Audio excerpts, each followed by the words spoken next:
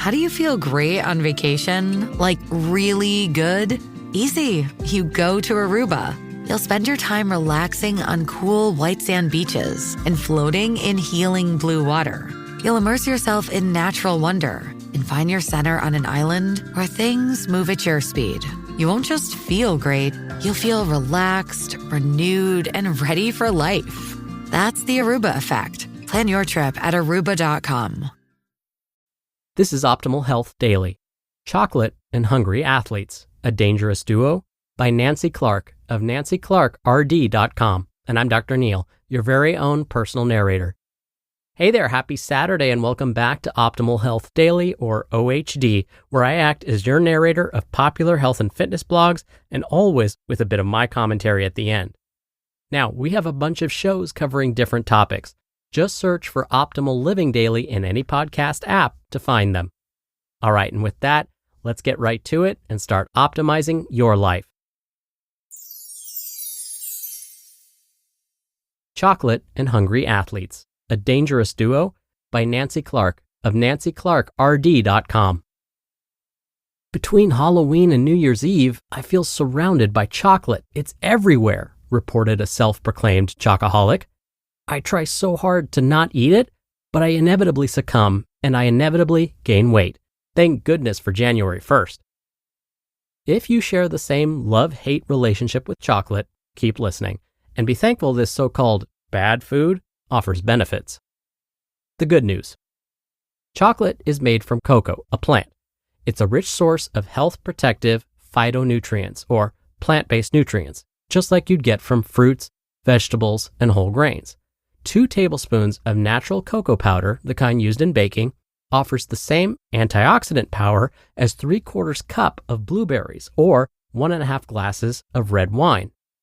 Of all the types of chocolate, dark chocolate is the richest source of phytonutrients. Unfortunately, dark chocolate has a slightly bitter taste, and most athletes prefer the sweeter milk chocolate, which has more sugar and saturated fat. One phytonutrient in cocoa is nitrate. Nitrate gets converted into nitric oxide, a compound known to increase blood flow and, in high doses, enhance athletic performance. Other types of phytonutrients in cocoa are flavonoids, also found in tea, apples, and onions.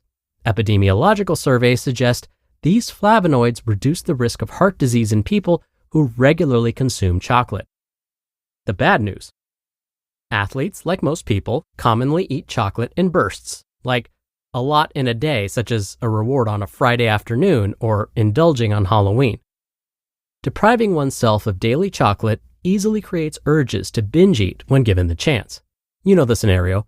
Sunday is my cheat day, my last chance to eat chocolate kisses for the week. I stuff them in.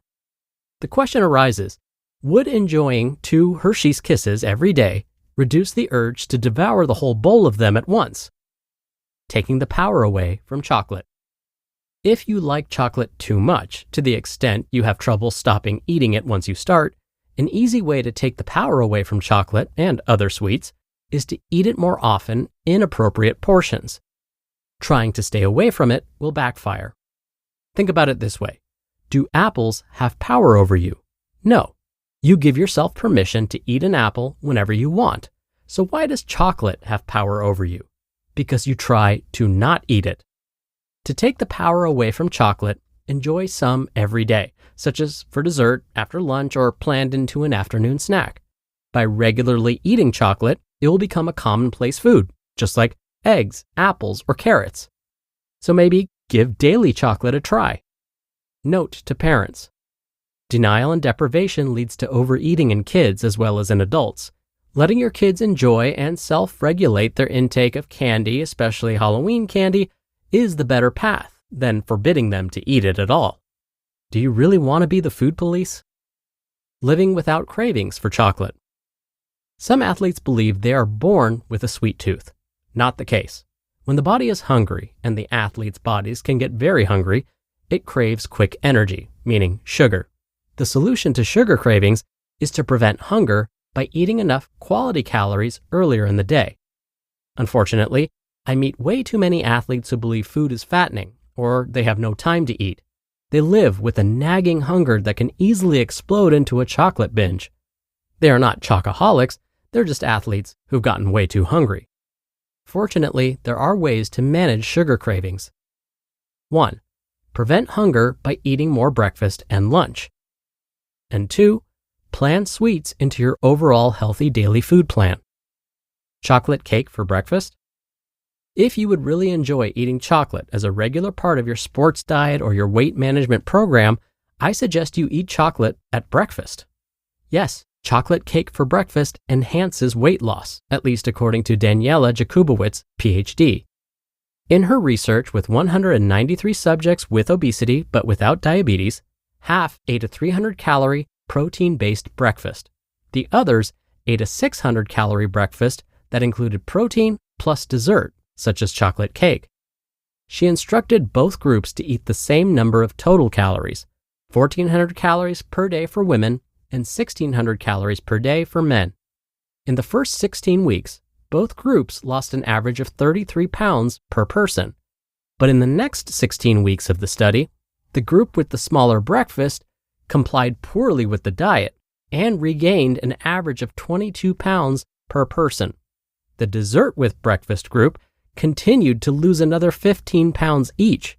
By 32 weeks, they had lost about 40 pounds more than their peers.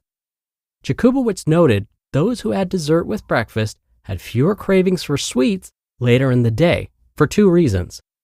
1.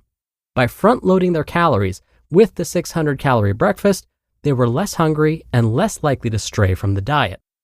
And 2.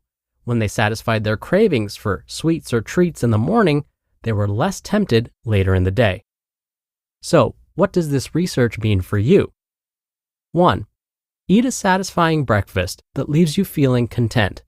Do not stop eating breakfast just because you think you should, but rather because you feel satiated. 2. If you want a treat, such as chocolate, eat it at breakfast as opposed to overindulging at night. Really, is there a health difference between enjoying dessert after breakfast instead of after dinner? Even on a weight reduction diet, you should eat what you truly want to eat, including chocolate, in an appropriate portion. The bottom line. By no means is chocolate the key to a healthy sports diet, nor is eating lots of dark chocolate preferable to snacking on apples and bananas. But we can certainly enjoy chocolate as a small part of a well-balanced sports diet. Just make sure it doesn't crowd out other nutrient-dense foods. As always, moderation is the key. You just listened to the post titled Chocolate and Hungry Athletes, a Dangerous Duo by Nancy Clark of nancyclarkrd.com, and I'll be right back with my commentary. Taking charge of my health has been a priority for me, but navigating today's one-size-fits-all healthcare system can feel overwhelming. That's why I'm so excited about 23andMe Plus Total Health. It's not just a health membership. It's a way to get personalized insights that matter to me. For me, reaching the next level of health means understanding my genetic blueprint and what it says about my future risks. It's about being proactive, not reactive. With 23andMe Plus Total Health, I've begun leveraging advanced genetic screening and comprehensive blood tests. Getting started was a breeze. I received a sleek kit in the mail, which made diving into my health journey both easy and exciting. What intrigues me the most is the biological age analysis. It's fascinating to see how lifestyle changes can influence how old I really am inside. Plus, having access to clinicians with genetics expertise to guide me through a personalized health plan feels incredibly empowering. Advocate for your health today. Go to 23andme.com/OHD to receive 10% off. That's 10% off at 23andme.com/OHD. Dr. Neal here for my commentary.